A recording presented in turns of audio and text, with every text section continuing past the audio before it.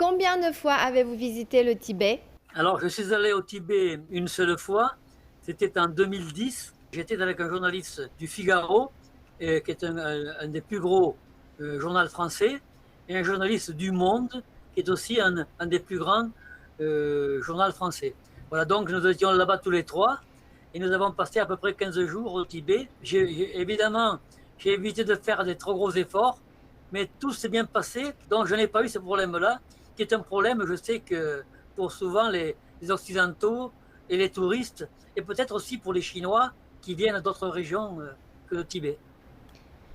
Quels endroits avez-vous visité durant ce voyage? Alors, nous avons passé beaucoup de jours déjà dans la capitale, à Lhasa.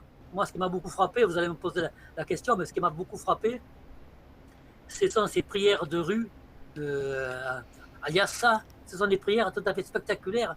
Et je vous signale qu'en France, les prières de rue sont interdites.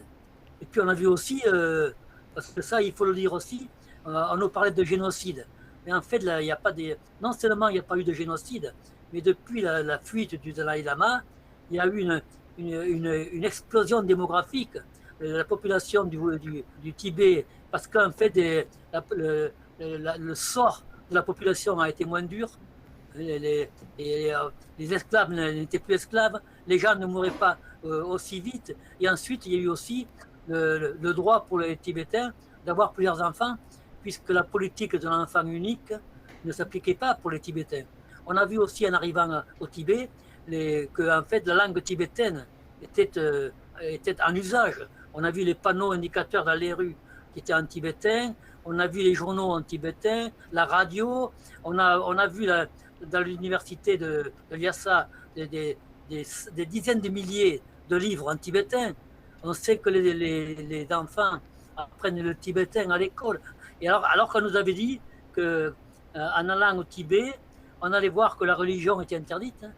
On allait voir que la culture était interdite, on allait voir que la langue tibétaine était interdite, on allait voir un génocide. Et on n'a rien vu de tout ça.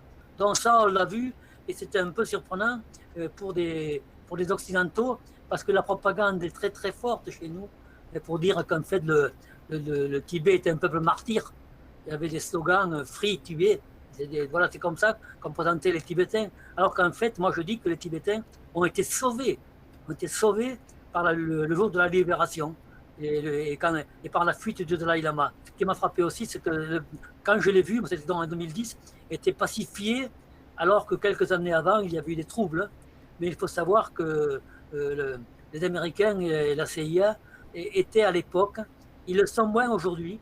Aujourd'hui, ils s'intéressent au Xinjiang, mais étaient très intéressés pour déstabiliser le Tibet.